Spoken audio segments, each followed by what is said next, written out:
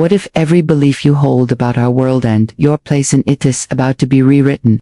What if an invisible force, more powerful than governments or corporations, is pulling the strings behind the scenes, and you're living with your eyes closed? The story you're about to hear isn't fiction.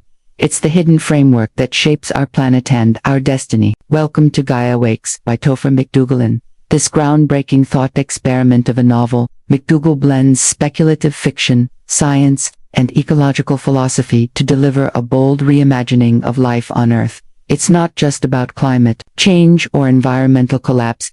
It's about what happens when the planet itself begins to push back. Through sweeping global perspectives and deeply personal moments, Gaia Wakes asks, is Earth truly alive and aware? What does it mean if our biosphere has intelligence? Can humans evolve fast enough to listen before it's too late? This summary will guide you through the novel's deep themes: Earth consciousness, human systems collapse, environmental justice, spiritual reawakening, and the fight between control and surrender. You're ready to question everything and awaken to a new way of thinking about your relationship with the planet. This journey is for you. Before we begin, make sure to subscribe to BookMind for more mind-expanding book summaries. Like this video if you believe the planet is more than just a resource. Comment below. What's one thing you believe Gaia might be trying to tell us right now? Because once Gaia wakes, nothing stays asleep. The awakening didn't begin with earthquakes. It didn't start in war rooms or scientific journals. It started in places most of the world wasn't looking: small, forgotten corners of Earth where life had always spoken softly. Like a rice farmer in Bangladesh, who one morning notices his fields bloom out of sync with the sun. The sky is overcast, but his crops reach upward, anticipating a heat wave that won't arrive for 3 more days. Or the grandmother in rural Chile who begins dreaming of rivers turning red 3 nights in a row. A week later, a mining tailing dam breaks upstream, and the waters run iron-heavy and thick. Or a Siberian fisherman who swears the ice isn't just cracking, it's humming. Vibrations not recorded by any seismograph, but felt in the bones of his sled dogs, who refuse to cross the tundra without ritual now. What do these signs mean? They mean Gaia isn't speaking in prophecy. She's calibrating, and some humans are starting to hear her.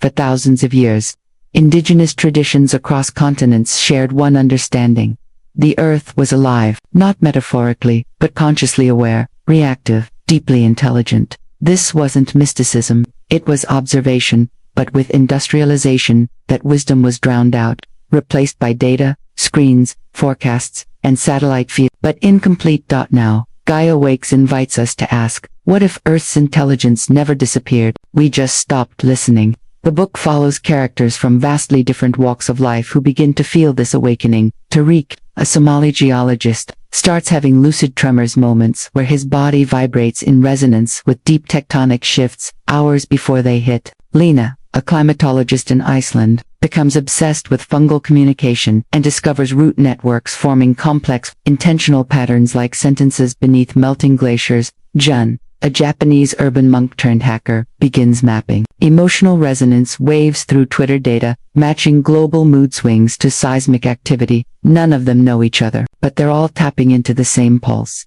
The book makes one thing radically clear: Gaia isn't acting randomly. She's responding to pollution, to deforestation, to noise, to emotional distress, and technological overload. In Gaia Wakes, McDougal paints Earth as an adaptive system, yes, but also as a sentient ecosystem with the power of feedback and foresight. As Lena puts it in her journal, we are not living on Earth, we are living with Earth.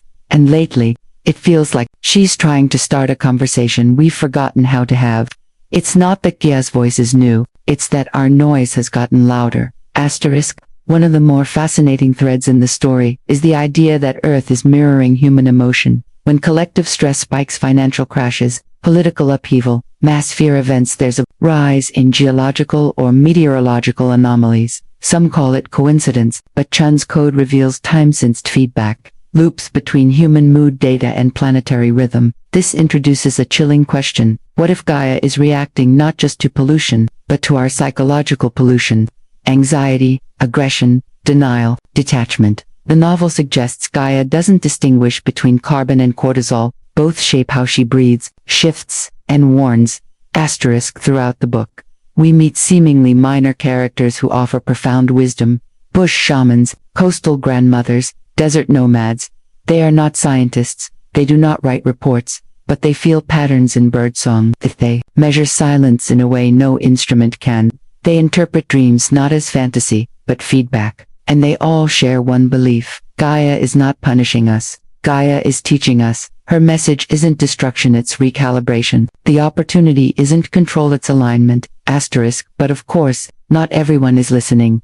In the next segment, we'll enter the world of those who fear Gaia's awakening, corporations that rely on Earth's silence, governments that need predictability, and scientists trapped in paradigms too narrow to explain what's unfolding. Because as Gaia wakes, not everyone wants her to stay awake. When tectonic shifts increase in frequency, when crops begin growing out of rhythm, when animal behavior becomes erratic, governments call it climate volatility, corporations call it a supply chain crisis, but a few voices on the fringes begin to call it what it is. Gaia is waking, and she's no longer willing to be silent. Not everyone greets this with reverence. Because, for the world built atop predictability, control, and consumption, an aware Earth is a threat.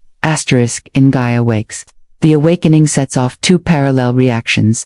In back rooms of financial hubs and energy think tanks, quiet meetings begin. Analysts no longer track GDP and oil futures, they're mapping ecological unrest and unusual resonance events, not to understand, but to contain, because the implications are staggering. If Gaia is self-regulating, what happens to global industries dependent on overuse?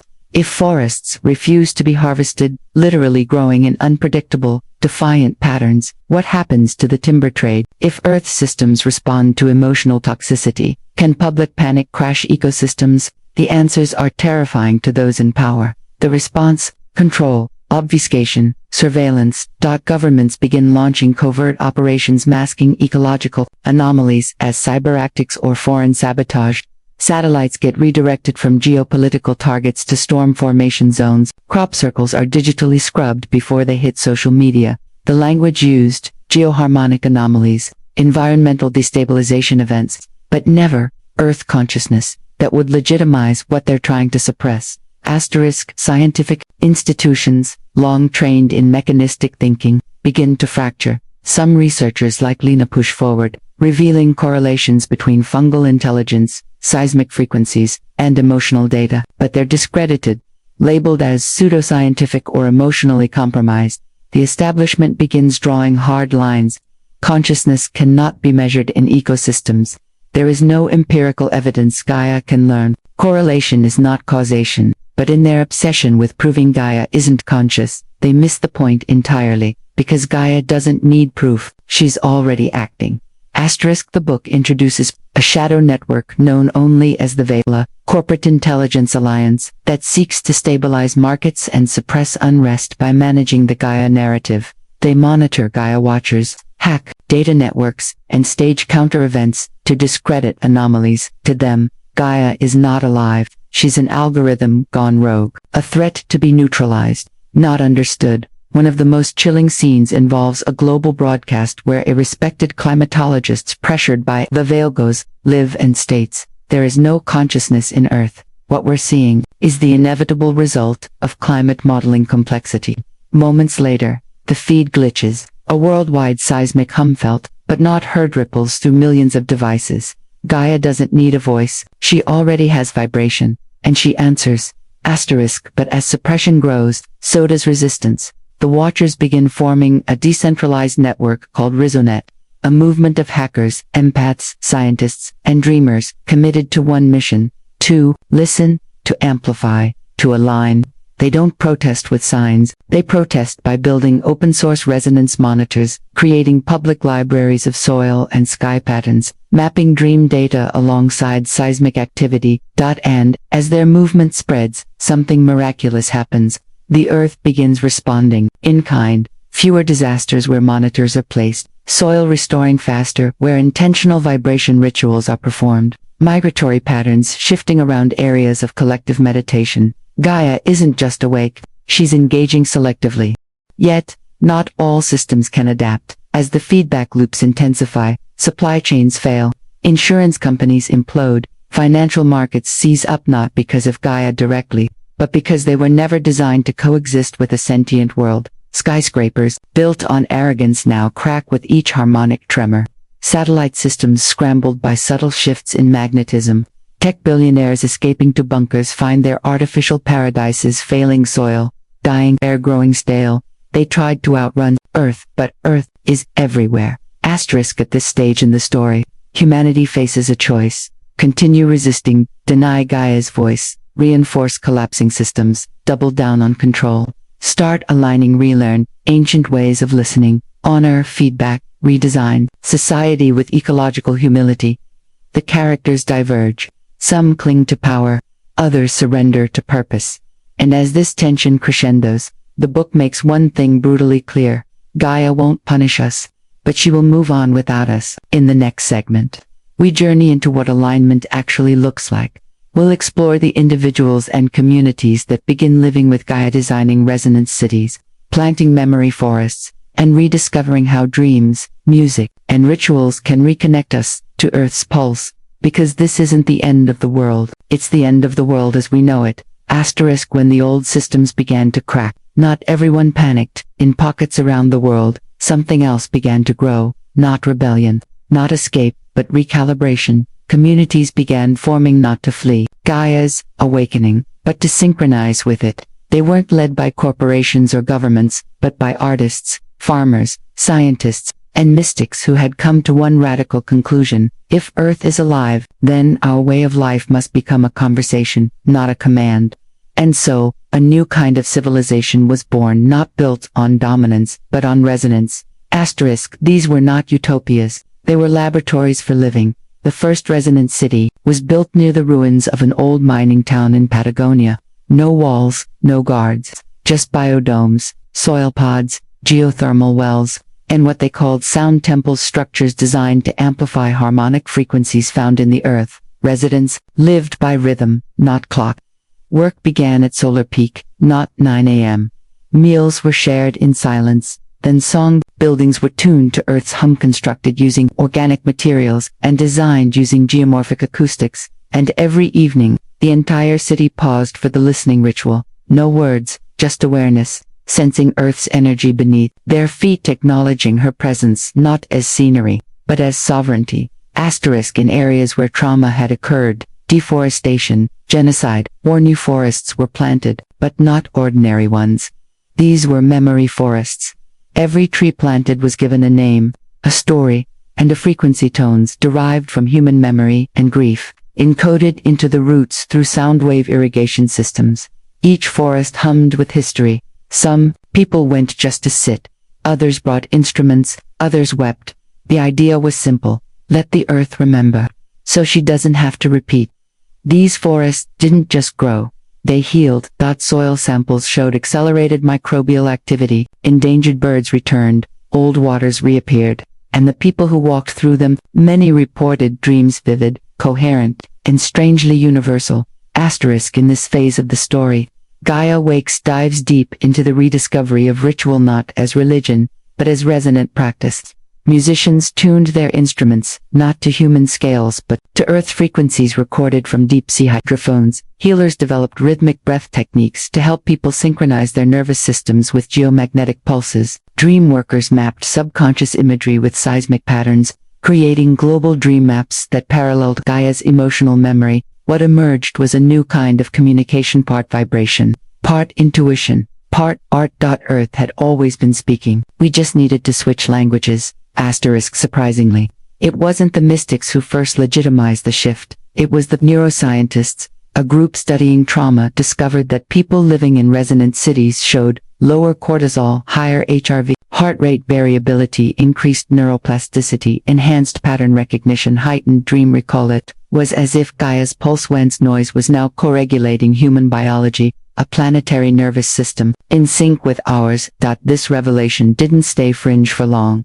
Asterisk of course, not everyone welcomed the change. Cities clinging to the old world mocked resonance life, delusional, anti-tech, emotionally unstable. But mocking turned to envy when those communities began to thrive amidst continued global chaos. While megacities battled floods, power outages, and civic collapse, Resonant cities grew gardens on rooftops, purified water with bioacoustic filters, and reported near-zero crime, because when people feel connected to place, to earth, to each other they protect, not exploit.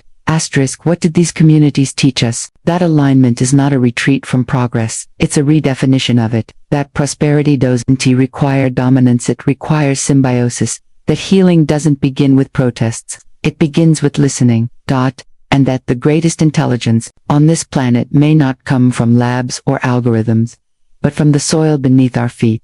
But Gaia's awakening wasn't just about the environment, it began to touch something deeper, consciousness itself. In the next segment, we'll explore the most mysterious frontier of all, how Gaia's frequency began altering human perception, memory, and time.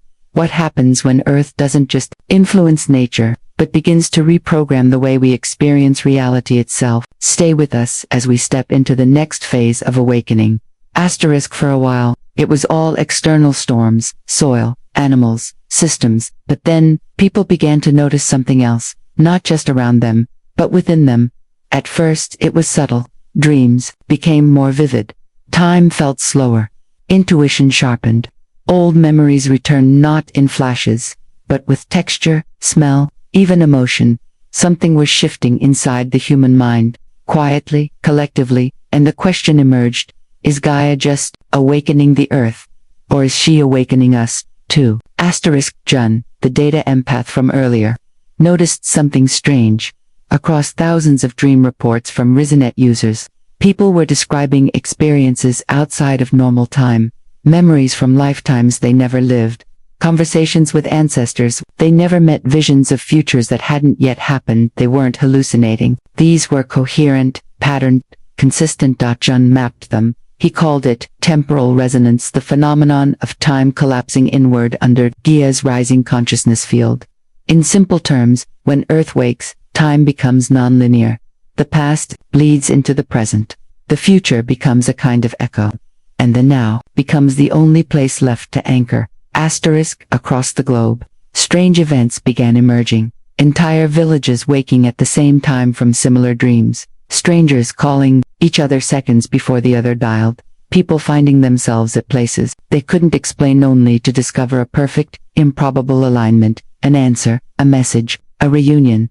These weren't miracles, they were resonances, human minds syncing not just to each other, but to the frequency of Earth herself. As Lena once said in her research notes, when Gaia breathes, we dream, when she hums, we remember, when she pulses, we align. The elders, the wisdom keepers, began smiling more, not because they understood everything, but because they'd seen it before. They whispered names like Atlantis, Lemuria, and the Dreamtime not as myths, but as echoes of civilizations that once lived in alignment. Before forgetting. Now, Gaia was offering the memory back, not in text, not in monuments, but in feeling. Memory forests weren't just symbolic, they were active archives. People walking through them sometimes entered trance states, downloading lessons, rituals, even languages never spoken aloud. Earth was becoming the teacher again. Then came the truly inexplicable. People began bending spoons without trying. Some could influence weather patterns during emotional peaks. Others reported precognition, knowing things before they happened. With eerie precision, the skeptics shouted coincidence. The systems called it cognitive delusion. But those experiencing it called it natural, because once Gaia began broadcasting more clearly, human consciousness became receptive in new ways. The mind was no longer just a brain, it became a field part of the planet's cognitive layer. In resonance labs, researchers began testing what they called the holographic threshold, the point where thought and matter begin interacting directly through Gaia's energy field, and they were stunned. Plants responded to intentions. Water crystallized into geometric shapes from emotional frequencies. Electromagnetic readings aligned with collective meditations. Earth was listening. But now, she was also responding through us. It wasn't just minds shifting. It was biology. A new branch of research emerged. Epigenetic resonance. People living in Gaia-aligned communities began showing changes in gene expression, particularly in areas linked to empathy, intuition, and resilience. Babies were born with ultrasensitive nervous systems. Autistic children developed enhanced pattern recognition. The elderly regained vitality once thought impossible. It was as if Gaia, by recalibrating the environment, was also rewriting the human blueprint, not to create superhumans, but to restore what had always been possible. Asterisk. And then, there was the not fear, not control, just wonder. People began falling in love with silence again. With soil, with stillness. They no longer needed endless entertainment. They craved connection raw, real, grounded. They didn't want escape, they wanted presence. Gaia wasn't just healing the planet. She was healing our relationship with the moment. And in that moment, the world began to feel sacred again. Asterisk. But of course, as Earth rises into consciousness and humanity, along with it not everyone makes the leap.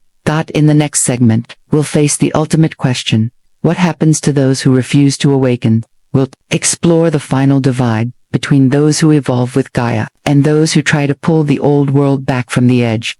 Because awakening isn't painless, and the end of ignorance always comes with a price. Asterisk. Even as memory forests flourished, even as cities hummed in harmony with Earth's rhythms, even as minds expanded beyond time, there were still those who clung to the old world, who denied the pulse, who feared the silence, who couldn't let go of control. For them, the awakening wasn't a gift. It was a threat to their identity, their profit, their worldview.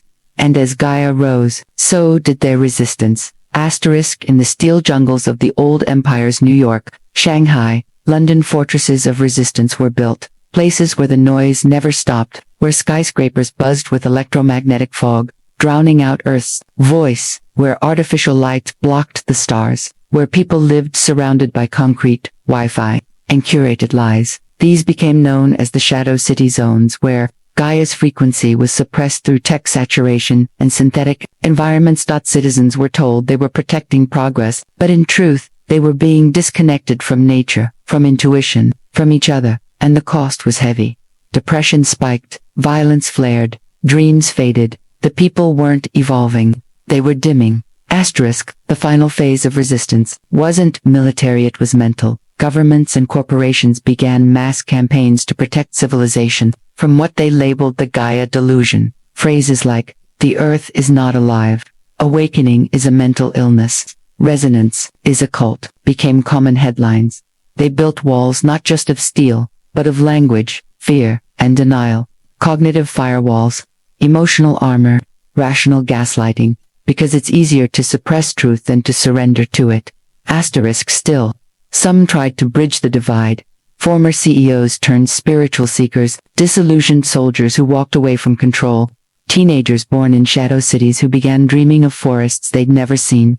They traveled, they shared, some disappeared, others were silenced, but a few made it through. They didn't come with protests, they came with presence. And, in certain moments, brief, fragile, unforgettable, people in the shadows remembered. A glimpse of stillness, a child's voice singing to a tree, a sunset too powerful to ignore. It didn't always spark change, but it planted a seed. Asterisk. As Gaia's resonance field expanded, an invisible threshold emerged. Call it a tipping point, call it ascension, call it ascension, call it what you will. But one by one, people began to experience it. A moment of choice, a moment of knowing, not forced, not loud, just a deep inner question. Are you willing to wake up? Some said yes. They wept, they collapsed, they opened, and they joined the living earth. Others said no. They turned away, and found themselves increasingly alone, not in population, but in meaning, because Gaia no longer forced anyone to awaken. She simply offered the mirror, and that mirror reflected not the planet, but the soul. Asterisk. The story reaches its climax not in violence, but in vibration. As Earth's frequency rises, what can't align begins to shake loose. Old systems fail not because of sabotage but because they are no longer compatible with reality. Markets collapse under their own disconnection. Military powers fall into infighting and irrelevance. Entire industries vanish not by boycott, but by evolution. It's not destruction, it's disintegration. The old world burns away quietly, inevitably, and in its place, a new song begins. Asterisk. One of the most emotional moments in Gaia Wakes is when a resonance elder watches a shadow city from a hillside. He doesn't judge, he doesn't blame, He simply says, they weren't ready, and maybe, they won't be in this lifetime, but Gaia waits for no one. She only waits for willingness, and with that he plants a tree at the city's edge. He doesn't water it, he doesn't fence it, he simply plants it, and leaves. Because sometimes, love means letting go, asterisk. But this story isn't about collapse, it's about transcendence. As the old world fades, those aligned with Gaia begin building the next one. Not cities, but ecosystems. Not leaders, but listeners. Not machines, but meanings. They live not to dominate Earth, but to dance with her. They don't fear the unknown, they follow it. They don't worship Gaia, they remember her. And in that remembering, they remember themselves. Asterisk. But the story's not quite over, because Gaia's awakening is not just global, it's personal. In our final segment, we'll step into your reflection, the part of Gaia Wakes that invites you to ask, what is Earth asking from me, and what kind of future am I helping to grow? Asterisk. By now, the signs are unmistakable. Earth is not just soil and weather. She is awareness, memory, frequency. She breathes, she adapts, she learns. She is no longer waiting for permission to be heard. But here's the truth. Gaia was never silent. We were simply too loud to listen. And now, she invites you to remember. Asterisk. At the heart of Gaia Wakes is not science fiction. It's a question. What if the world outside you reflects the world within you? When forests burn, what part of your own clarity is being choked? When rivers shift, what parts of your emotional truth are changing course? When storms erupt inside and out, what are you being called to release? Gaia is not just a planet. She is a mirror. And in that mirror, we don't see trees. We see truth. Asterisk. The characters who chose to awaken didn't have all the answers. They still made mistakes. They still felt fear. But they made one conscious choice, to align their lives with something bigger than survival. They asked, how can I live in rhythm with the earth? What am I consuming physically, emotionally, energetically? What am I creating, and does it nourish life? And most importantly, what kind of ancestor do I want to become? Because awakening isn't a trend, it's a timeline, and we each choose whether we feed the old, or nurture the new. Asterisk. So here's the invitation, this bookend, this summary leave you with, slow down, let silence speak, let stillness teach, listen, to the ground beneath your feet, to the tension in your chest, to the dreams trying to reach you, align, not perfectly, not all at once, but intentionally, with your breath, your words, your walk on this earth. Remember, you don't have to become something new, you only have to remember what you already are, a cell in Gaia's body, a note in her song, a memory waiting to awaken. It's here, it's now. It lives in the choices we make when no one is watching, in what we teach our children, in what we plant in the soil, in how we speak when we're angry, in how we show up when no one claps. The new world is already being born, and if you're hearing this, it's because you're part of it. You're not too late, you're right on time. Asterisk. If this message stirred something in you, if you felt seen, shaken, or simply curious, then don't let this be the end. Like this video if you feel Earth's pulse, subscribe to BookMind for more summaries that awaken, challenge, and expand your mind. Comment below. What is your relationship with the planet, and how has it changed? And most importantly, share this with someone who still thinks the Earth is just dirt and water, because they might be closer to remembering than they think. Asterisk. Gaia does not demand, she invites, and to those who say yes, she reveals wonders no system, no empire, no machine ever could. The earth is not dying, she is waking, and now, so are we.